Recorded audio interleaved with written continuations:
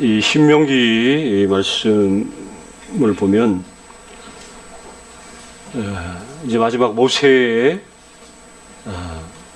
유언과도 같은 그런 내용들로 가득 차 있죠. 가나안 땅에 정작 이스라엘 백성들을 이끌고 약속의 땅을 향하지만 정작 본인은 이제 들어갈 수 없는, 그러나 그 자녀들, 후손들, 이스라엘 백성들이 약속의 땅에 가서 거기서 잘 정착하고 오직 하나님 한 분만을 섬길 수 있도록 그들을 향한 그런 간절한 그런 마음들이 담겨 있죠. 그리고 더 나아가 하나님이 하신 일들을 항상 기억하라고.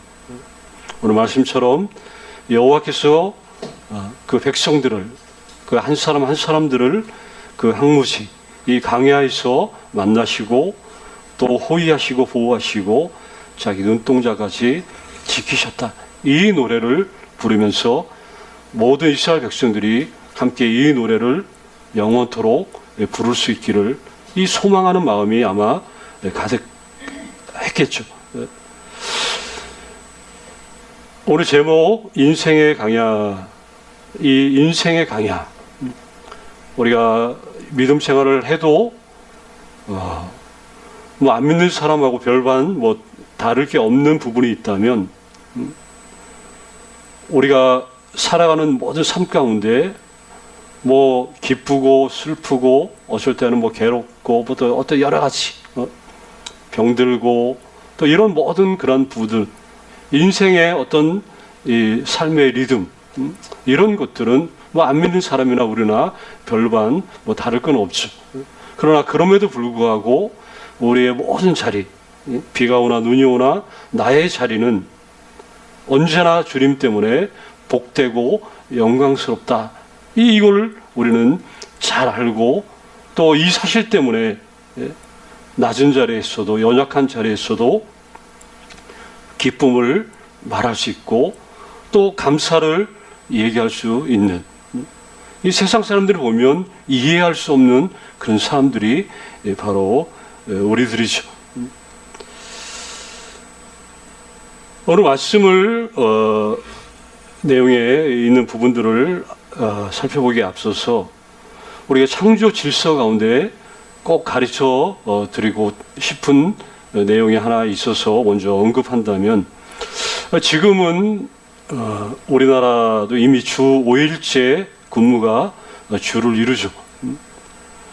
그런데 우리가 통상적으로 일주일에 6일, 엿새를 일하고 하루를 쉬는 이 패턴은 우리가 그동안 오랫동안 내려왔던 그런 삶의 패턴이었죠. 왜 그렇게 해왔는지에 대한 근거를 굳이 든다면 이게 창조 질서에 의한 것인데, 이 창조 질서는 엿새일하고 하루를 쉬는 이 삶의 패턴을 가지고 있어요. 자, 하나님의 선한 창조의 세계에 속했던 처음 그 인간이 지원받았던 그 에덴 동산을 한번 생각해 보는 거죠. 에덴 동산에서 그 창조 질서는 말 그대로 하나님의 선한 창조에 속한 그 에덴에서의 그 리더던 삶이었냐, 그 반복되는 그들의 일상이 어떤 것이었냐, 곰곰이 생각해 보면 일하면서 쉬는 것이 아니라 뭐예요? 반대로 쉬고 일하는 것. 이게 뭐 쉬고 일하는 거나 일하고 쉬는 거나 그게 그거 같다라고 생각하면 안 된다는 거죠. 여기에는 너무나 어마어마한 갭이, 차이가 있다는 거예요. 하나님께서 6일 동안 창조 사역을 하셨죠. 물론 이제 이 6일이란 말, 이 하루가 우리가 소위 말하는 24시간인지 그건지 어쩐지는 의견들이 많이 있지만, 어쨌거나 우리가 통상적으로 하나님은 6일 동안 세상을 창조하셨어요. 그런데 6일 동안 창조를 하실 때 우리 인간을 며칠째 창조하셨냐 하는 거죠. 6일째 맨 마지막 날, 그것도 매일 마지막에 우리 사람을 창조하셨어요. 그럼 6일 동안 하나님이 창조하시고 그 다음 날 어떻게 하셨어요? 쉬셨죠. 그래서 인간이 태어나서 제일 먼저 첫날, 인간이 태어나서 새로운 날이 시작되는 첫날은 어떤 날이었어요? 쉬는 날이었다는 거예요. 쉬는 날.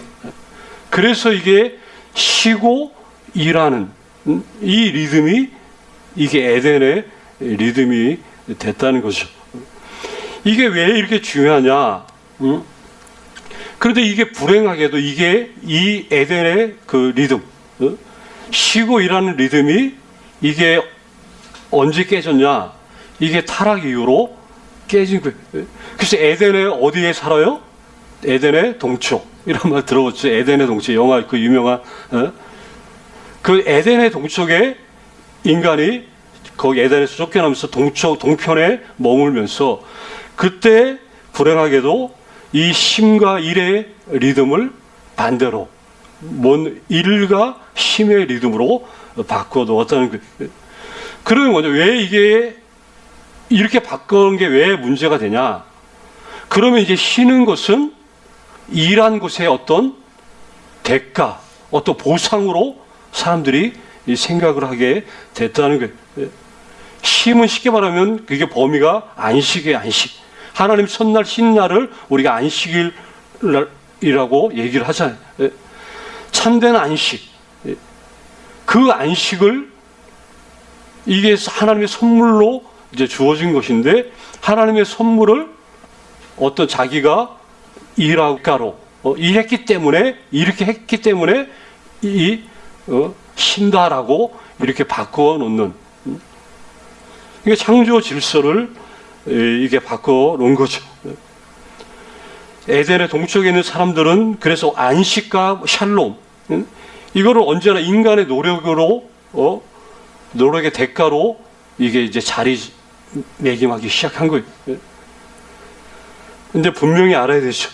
에덴 동산에서의 안식, 쉼, 샬롬 이런 모든 것들은 언제나 하나님의 선물로 주어지는 거지 인간의 노력으로 버는 것이 아니라는 것을 잘 알아야 된다는 거예요. 하나님의 이 창조 질서, 창조의 그 순서를 봐도 이게 굉장히 중요하다는 거죠. 모세의 경우 그가 애굽에서 도망쳐 나와 제일 먼저 그가 거했던 곳이 어디였냐? 우리 잘 아는 대로 미디안 강야였죠. 모세가 120세, 통상적으로 120세를 살았다고 하는데 그 120세에 40년, 처음 40년 이렇게 생애가 나는데 처음 40년은 애굽의 왕자로 그리고 두 번째 40년은 미디안 그 강야에서 그리고 나머지 40년은 이스라엘 백성들이 이끌고 그 출애굽한 그 이후에 40년의 삶으로 이렇게 나누죠. 근데 모세의 경우 애굽에서 도망쳐 나와서 그 거했던 그 미디안 강야 어떻게 보면 인생의 가장 중간 황금 좋은 시절 그때를 말 그대로 강야에서 보내게 된 거죠. 물론 모세 그 자신은 그렇게 생각하지 않았겠지만 이 미디안 강야에서의 그 삶의 그 인생은 일종의 쉽게 말하면 쉼표와도 같은 그 휴식 기간이었다 이렇게 볼 수가 있겠죠. 마치 길 떠난 그 나그네가 그 일시적으로 쉬었다 가는 그 객잔, 주막 같은 이런 장소가 그 미디안 강야였다 하는 거죠. 자, 40년간 아까도 말했듯이 40년 동안 애굽의 왕국에서 생활하면서 이 모세가 최상의 학문을 배웠죠. 사람이 누릴 수 있는 최고의 그런 모든 좋은 것들을 다 누리면서 애굽에서 살았어요. 그런데 그가 지금은 뭐예요? 살인 때문에 지금 현상 수배범이 되어서 도망쳐 나온 곳이 바로 여기였죠. 애굽에서의 모든 영화와 권력의 그 최정상에서 예, 막 추락하고 그래서 초라한 강야의 삶. 아마 누가 봐도 이 강야는 그에게 인생의 마침표지 이게 결코 쉼표라고 할 수 없는 그러한 그 상황이죠. 이 강야의 그 삶, 얼마나 말 그대로 실패와 또 좌절과 분노가 그 속에 있겠는가 하는 거죠. 우리는 그러잖아요. 아예 처음부터 거기서 살았으면 모르죠. 그러나 그 이전의 삶이 너무나 엄청났기 때문에 그 엄청난 삶을 살다가 그 강야의 그 삶은 아마 견디기 힘든, 받아들이기 어려운 그런 삶이 분명했겠죠. 그래서 체념할 수밖에 없는 그 기간. 그런데 이 강야, 다른 곳에서 들리지 않았던 하나님의 음성을 여기에서 듣게 되었다 하는 거죠. 고통이 있었지만 동시에 하나님과 만남이 이루어진 곳이 바로 여기였어요. 이 강야라는 말, 이 강야라는 말이 그 히브리어에 보면 이 말하다, 강야라는 단어 자체가 말하다라는 그 단어에서 이게 파생된 말이에요. 그럼 이게 뭐냐? 강야라는 곳은 침묵이 흐르는 적막한 곳이 아니라 오히려 하나님의 성도들에게 말 그대로 큰 소리로 말씀하시는 곳이 바로 이 강야라는 것. 우리 권사님이 일주일 동안 그 계셨던 곳들이 다 뭐예요? 그 강야라는 강야. 거기에는 침묵이 흐르는 적막한 곳이 아니라 하나님이 말씀하시는 그런 장소라는 거예요. 이 강야라는 말이 그런 뜻을 가지고 있다는 거예요. 모세에 대해서 우리 그 몇 장 뒤에 넘겨 34장에 보면 여호와께서 대면하여 아시던 자라고 신명기 34장 10절에 언급하고 있어요. 여호와께서 대면했다. 이 대면의 경험이 어디에서부터 시작되었을까 하는 거죠. 이게 바로 어디예요? 광야에서 시작이 됐다는 거죠. 이 모세는 여기 이 미디안 강야에서 처음에는 막 견딜 수 없었겠죠.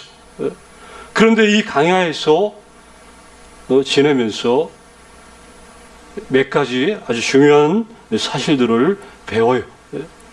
그게 뭐냐? 그 중에 하나가 첫 번째 뭐냐? 이 무명의 삶이 무명. 말 그대로 강야에서 그는 잊혀진 존재에 이전까지 그 애굽의 모든 사람들로부터 주목받는 일에 익숙해졌던 그런 사람인데 강야에서는 가보니까 아무도 알아주는 사람이 없어요.